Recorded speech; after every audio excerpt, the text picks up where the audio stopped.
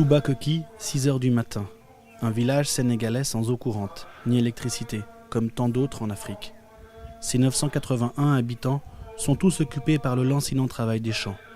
Ici, la vie est rude et il faut lutter pour ne pas céder à l'exode rural.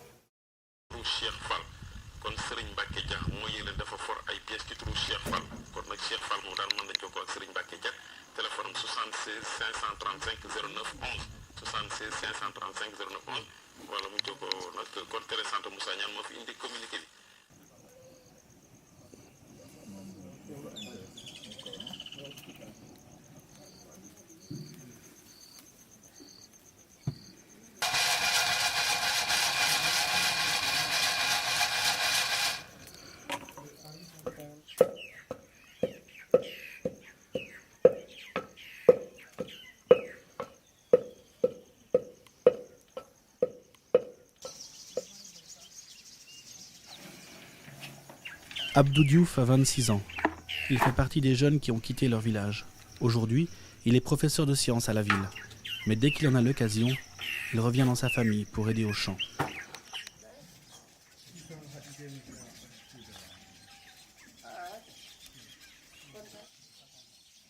Vers 5 heures, après la prière tôt le matin, ce sont les femmes qui se lèvent pour préparer le café.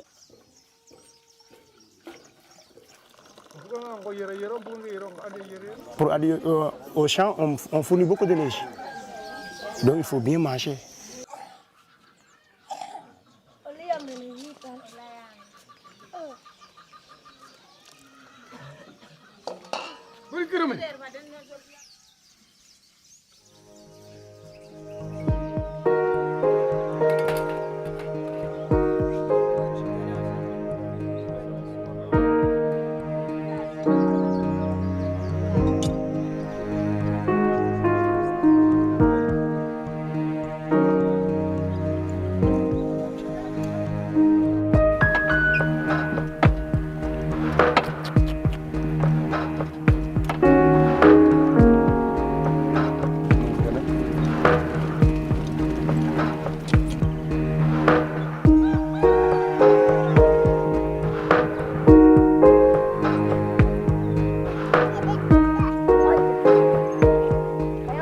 Ici, il y a seulement un seul moyen, c'est d'aller au champ ou bien faire l'élevage.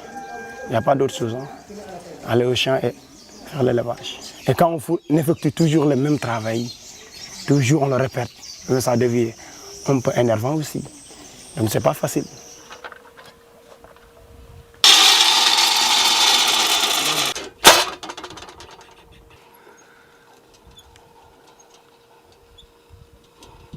Nous sommes un pays sahélien, donc nous n'avons pas de revenus, sinon qu'une simple saison de pluie de 3 à 4 mois. Au-delà de cela, nous n'avons aucune activité. Donc c'est une commune qui est pauvre.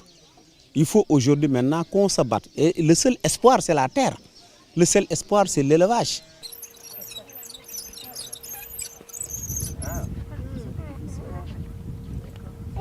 Notre objectif, c'est de trouver les moyens de mettre en place des activités génératrices de revenus.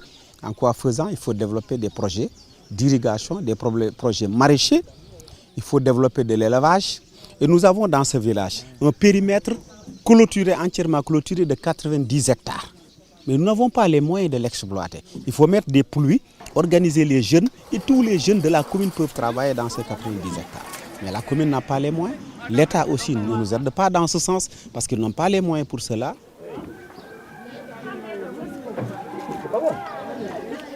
À 13 h, les hommes sont déjà au champ depuis 4 heures. Il est temps de revenir manger au village. Les femmes, elles, ont préparé le repas.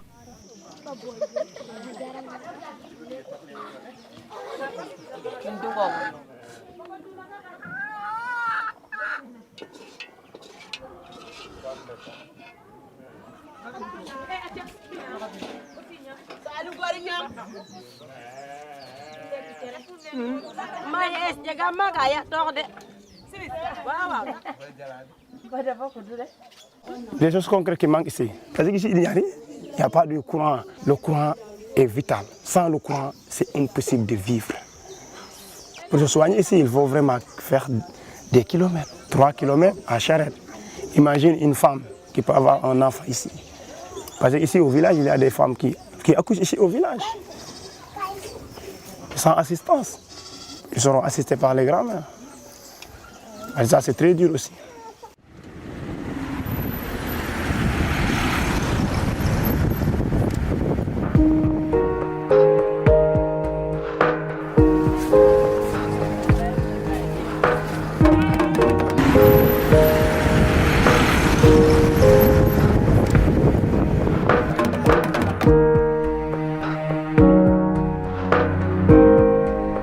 Les jeunes sont très attachés au village.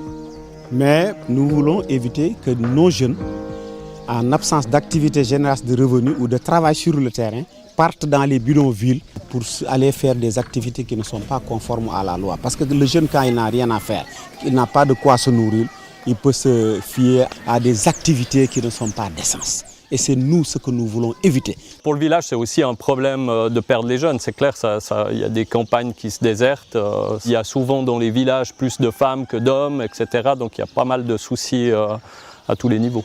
Ici, la population travaille la terre, produit du mil, du sorgho, etc. Et elles vend toute la production au moment de la récolte. À ce moment-là, les prix chutent et donc le prix de vente est très bas. Et quand la population a besoin de se nourrir, elle doit racheter ce même céréales à des intermédiaires qui font monter les prix. Donc ce n'est pas du tout intéressant pour les paysans qui perdent pas mal d'argent. Donc en permettant de stocker les céréales sur place, on améliore le niveau de vie de la population. Alors si on est actif en zone rurale, c'est parce qu'on a l'impression que des petits projets concrets ont un impact important. Ils permettent à des gens dans le village d'améliorer leur situation. Ça permet aussi de créer des emplois, il y a des gens qui ont du travail et souvent ça permet à des jeunes de revenir au village, en tout cas d'avoir des activités sur place et ça c'est important. Et on voit également un résultat très concret.